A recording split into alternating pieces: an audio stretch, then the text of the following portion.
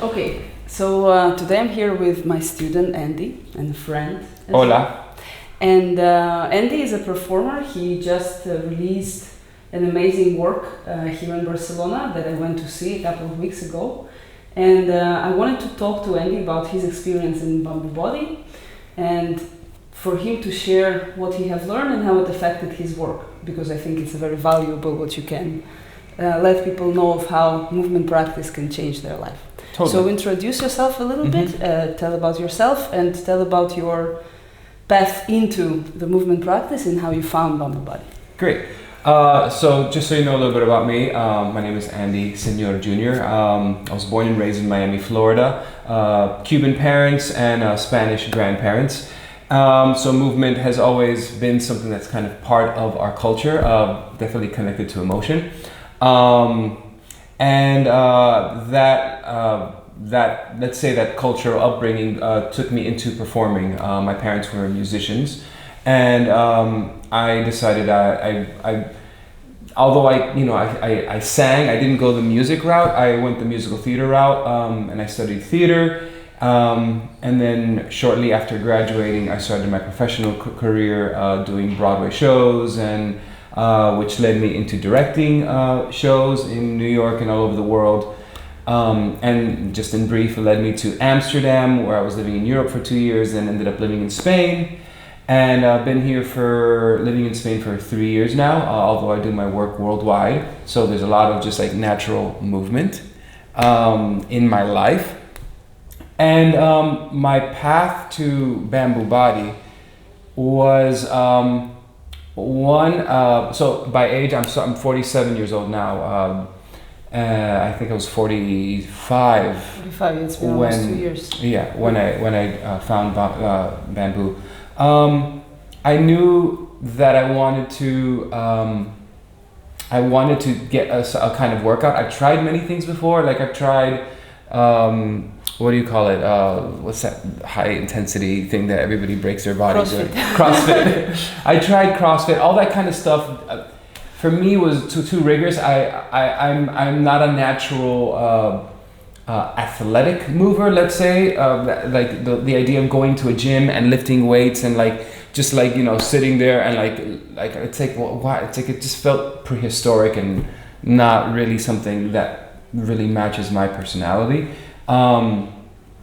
And so when it was through Alec, my partner. He had recommended something that he came across online, and when I looked, what initially drew me when I looked on social media was that just the sense of moving the body. I saw a lot of movement of body. I saw a community, which I was very interested in, particularly being new in Barcelona, and just through the images that I saw that it wasn't like just I'm going to use I'm gonna lift weights and see how big or ripped I can get, which is that's not something that I'm necessarily interested in. It's great for some people, but just not for me. And when I went to the intro class, we did this like the opposite arm movement thing. Yeah, the coordination stuff. The coordination stuff, which I have some coordination, but not evolved in the way that I would love to have it. And I responded to the studio. I responded to your commitment and seriousness about it, and I was really drawn by this perception, this higher relationship to the body and how the body works, and the curiosity of how it is that one moves and where does movement. There's Buster. This is my cat Buster. He's jumping around. Just serious. Like where movement originates, how you can move in different ways, and not just like body movement, but like even just like we did like eye movement, like finger movement, like just everything. And I thought one, it's something that's really good for me, but also at my age, at 47, I feel like this is a practice that is going to really support my aging process, because I'm aging, and just like, and when I look at my family history, when I look at my mother, my grandfather, my father, my family, they're not people who move, and they're people who don't have great balance, and they're people who are very stagnant and sit a lot, and so that for me, that's the natural place for me. So I thought to put myself in a community with a coach, with someone who's like holding that conversation for me, and to challenge myself, and particularly like that we have to be there 3 times a week. It's like, okay, this is a great thing for me. Okay, so you told me that you haven't been acting for 10 years. You were doing other kind of job, which is more of directing and producing. Mm-hmm. And now after 10 years of taking a long break, you suddenly are performing again. And the performance is not very physical, but it is more, you have to have a lot of sensibility and perception towards it. And also, I mean, moving around in any way and singing in the way that you're doing there requires a lot of skill, of course, but also it requires a lot of consciousness of the body. So what I wanted to ask you is how having a movement practice and doing the things we've been doing in the 2 years you've been in Bamboo affected your acting now, and as compared, you're also 10 years older since the last time you have acted, and what do you see different? The big thing I see is, like, particularly we're in a really big warehouse like space, and so and it's in the round, right? We have audience that's all around us, and so it's not just like, oh, I'm acting with you and people are sitting over there and they can see us. Here they have to see your back as well, right? Like, and they mostly a lot of times are looking at your back, so you have to be able to storytell it like 3-dimensionally, and what how I'm working now, which is very different from how I've worked before, is so the show is called Next to Normal, and it deals with mental health issues, and there's a lot of emotion that's in the show, and so I play with a lot of weight distribution things that.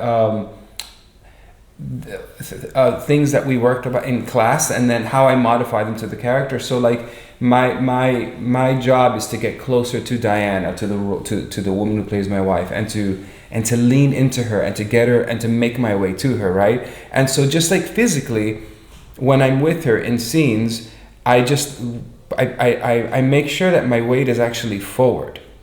Because if I'm just at 0, nothing's happening. But if my weight is just forward, and just being in the conversation of weight distribution, something as simple as that, then my intention and everything is going this way. And then when there are things that impact me that are very emotional, I throw my weight back. And I throw my weight back into my heels. And even like before the show, it's a game that I play. I do the forward to lean into her, and whatever that causes emotionally, because it'll cause something emotionally that like sense of disbalance as when your weight is too forward, and then when you fall back on your heels, it does another thing emotionally, and so I actually, when you have to do a show every single night to just like, you know, psychologically conjure up emotions, or just like, it's very difficult to find, and so I rely on the weight distribution. Because there's a body memory, there's that sense of like, this is overwhelming, and it's right, and so like and I'm laying in my heels. So that's one of the things. The other thing is just like, you know, from just spinal movements. I do a lot of spinal movements to, you know, because one could get nervous before a show and stop breathing and to get stiff, and so I do a lot of spinal waves in order to maintain that sense of, okay, forward and back, and that fluidity. So I'm not like, oh, like, you know, a stiffness, but like a sense of fluidity. And then how do I, you know, if I could drop my weight or so from what I'm saying, there's a lot of just like body movement intelligence and things that we've worked on that help me. And just like, you know, even just in warm up, I have the stick and I do a lot of opening, just like so I could expand my entire body and stretch it in the ways that are going to be able to have me be, because it's a musical, to sing in the way that's necessary. And it just for me, it starts there. When my body's going, my emotions start going, and then that helps me storytell. Yeah, it's. I haven't seen your acting before, unfortunately, but it was very impressive. And what I want people to see, especially new people who have never had a movement practice, and there is this misconception that you need to be physically fit, or it's all about the tricks that people see on Instagram when people posting some acrobatic movements or handstands, whatever. When you came, I remember you have problems with vertigo. And specifically in the time that you came, we were working on the rolls on the floor. But what I want people to understand, and I think you're a great example of it, that movement practice is not just about your physical capacity, which is, of course, a very important part of it, and it's the core of it, because the body is the most accessible layer that we have. But also it brings the cognitive and the subtle all together. And through, for example, when you came and when you had a vertigo with something and you thought that you would never be able to do a roll, and we could adapt the things and do smaller progressions, and eventually by the end of 3 months you could do the rolls and you weren't getting dizzy. And talk a little bit about this, just your experience with the practice, because in these 2 years we did a lot of different things and I saw big changes in you, but compared to a 20-year-old guy, of course, you haven't achieved a one-arm handstand or a crazy ring work, or you're not doing insane acrobatics, but you move much better, you're much more coordinated, and your capacity to learn have improved. This is what I observe from the outside. And talk a little bit about how do you perceive it from the inside? Definitely. So, there's a lot of young people in the class, and that's always incredibly challenging, particularly in the beginning, because I want to be able to do that. And there's a lot of there are a lot of people who are physically fit and can do this and can do all the tricks. But I think that being in that environment got me incredibly clear that for myself, I'm not headed to a result. I'm not. I let go of, I think through at least through the first year, I let go of the idea of that, I let go of the frustrations of not being able to be where, let's say, I wanted to, and allowing myself to be in a process. And it's just a daily thing. It's just I show up to move. I show up to, and if it's challenging, if it's hard, if it's frustrating, that's exactly why I'm there. I'm there because that's what's going to, I'm there to move through that stuff and to deal with it and to explore and to continue moving. And what that does for life is just, it's incredible. But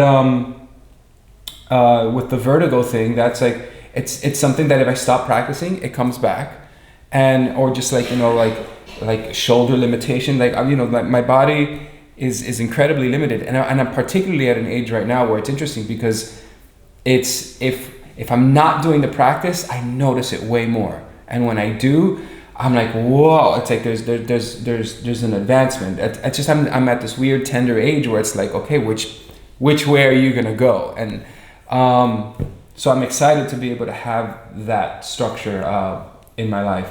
1, 2. It affects everything else. It's not just about movement, but in order for me to move and do the things, or even find the capacity to do certain things, then I gotta eat a certain way. I've got to approach life a very particular way. I'm in a healthy conversation. So it's it's not just physical movement. It's it moves every aspect of my life. It moves how I eat, and even when I'm having breakdowns, I have something to measure up against. There's movement in my relationship. There's a social movement that's happening as well. So it's just it's almost it's going with the stream. It's just movement in all ways. I end up doing a lot of of my exercises with women. And that's fantastic too. Like sometimes, like, you know, the more athletic, bigger boys are over there doing their things and this and that, and it's like, that's great. I'm not that age, and it's not my capacity, and that's wonderful. And then I have, like, you know, the female partners who necessarily may be new, and I'm doing my thing with them, and it's humbling in a beautiful way that I think is incredibly healthy and accepting of where I am in my process. And just like the sense of ownership of where you are, and not even where you're headed, but what you have available, and how, and just, you know, I move my hands, whatever, just staying curious to how one can move.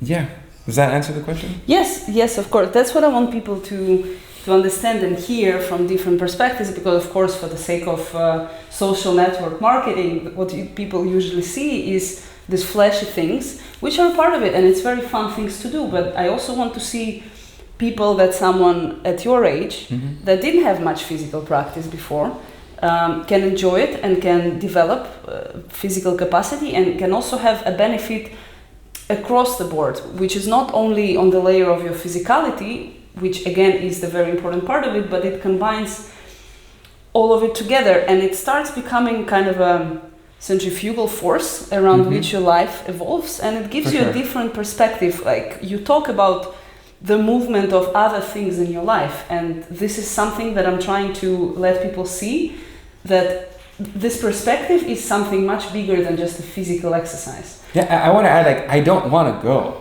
I still don't want to go. Like, it's not, like, that's where the movement starts, right? I am somewhere about, and since I was young, I've been somewhere about what it is to do physical. I've always been like, I was always the kid who couldn't skateboard. I was always the kid who couldn't do the tricks. You know, my mom put me in baseball, and I was really bad at it. I was the last bat. So, like, I have, like, a lockdown-ness, let's say, about movement. So it's not something that I want to do. I do, right, in the background, but my body doesn't want to. My body wants to sit and watch TV and just be comfortable. My body likes comfort. Everyone's. What I liked really much something that Ido said, which you're not your friend. Yeah, no. And we're not our friends, and everyone has the struggle, because our body evolved to save energy. Yeah. So this is a very normal thing to go through, but going there and doing the thing is what creates this flow of movement, not only in going to the class. But getting off the couch, that's the first movement. Like that's where it starts. Like, or not even like the thought of, like, I'm going, and then, like, getting ready and going, and then getting there, and I'm like, Jesus Christ, what are we gonna do today? And, like, I'm gonna be challenged. I'm gonna be incredibly uncomfortable, and the way that reflects and has repercussions on the rest of my life is priceless. Yeah, this is the thing. You start going, and for many people, I've heard them reporting that it has changed their life in this way, that they started doing other things. Like, for example, they wanted to learn to play guitar for their entire life, and they thought that if you haven't started when you're a kid, you cannot learn guitar, and they go and they start doing this. So they add things to their life that they wouldn't do otherwise, because it opens them the horizon, that everything is possible, and anyone can learn anything if you give them the right process. And also something I want you to talk about as creative people and movement, because what I hear a lot from people who are involved in any kind of creating professions is there's just like idea of, oh, I'm not sporty, I'm doing art. Right. You know, and there is a lot of overwhelming amount of evidence now, scientific evidence, as how movement affects your cognitive skills and also the capacity to be creative. But people still hesitate, because again, it's more likely than people who are involved in art. They have more tendency to be softer in this way and to just dedicate themselves to their craft and not move the body. But I'm telling people all the time, if you're a creative person and you have a movement practice, your creativity will improve hugely. And as from the first-hand experience, I want you to share your experience with this layer of the practice. Yeah, well, so I direct theater and film. I act. I do the I sing, I write music, I play guitar, I do all of it. I know for a fact that at least my creativity is something that's also very emotional. It's something where I channel. It's like my body is a vessel and it expresses itself the way that it wants to. And there are places where I know that in my body I hold emotion, I hold attention. So it's in a sense I'm basically withholding, right, expression. And so when I'm able to, and whatever the movement practice is, when I'm able to there's certain areas of my body that I'm super tense and then I'm holding stuff onto, or like when we do the breath exercise work and the singing where I'm like, and you start breathing, you start moving that part of your body, that you start releasing emotions and things start getting expressed there. So I think, to answer your question, I think it's completely linked, because if you're expressing yourself creatively, that's coming from your body, like your and if you're holding tensions, if you're holding your emotions in your body, then you are withholding creativity. It doesn't allow this it's just not flow to come through. It's not flowing through. It's you're literally withholding. Even in the show that I do at night, when there's a very emotional end, I notice when I'm tense and I'm withholding, like tension, it's like it's not gonna flow. It's like I'm not gonna go. So it's a process of like relaxation and then breathing and then things start moving, right? Because movement, it's you're moved because things are moving. It steers something inside. It steers something. It's like it's not something you can't play something that is specific and just one, because it's we're alive. It's always moving. Everything is moving. Thoughts are moving. So when you're playing one thing, like let's say as an acting objective, or one emotion, then it's just one note out of, or like one color in the whole crayon set. So it's again, it's all of it is movement. You have to bring all of you. I'm telling this a lot in the classes, that you have to bring all of you into the practice and into the work, whatever you do as a craft. You have to bring all 8 layers of yourself, including the subtle sensations and the emotion, and of course the physical capacity and the cognitive capacity should be required everywhere. The problem with, for example, you were saying that the fitness work, it's not bad per se. We use linear exercises and we do linear strength, but when your body is moving and you can think about what you're going to have for dinner or watch a series, you're not bringing all of yourself into the work. This is why this is something I do not promote, and I recommend people to take a different stance to their movement practice, even if they do something else.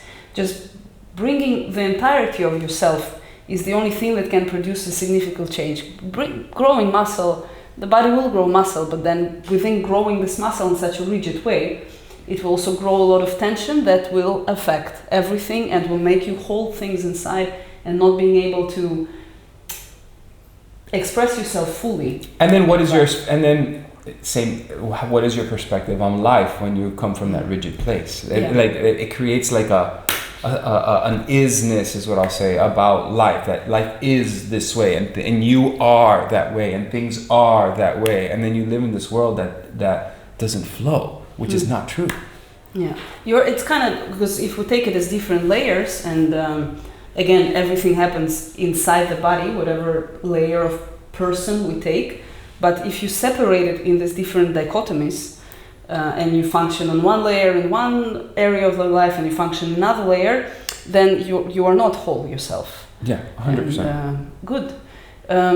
Great, Andy. Anything else you would like to tell people who are hesitating to join, or who are maybe not seeing it as something for them? Well, one, if you're still watching this right now and you don't have a practice, then honor that which has you still listening.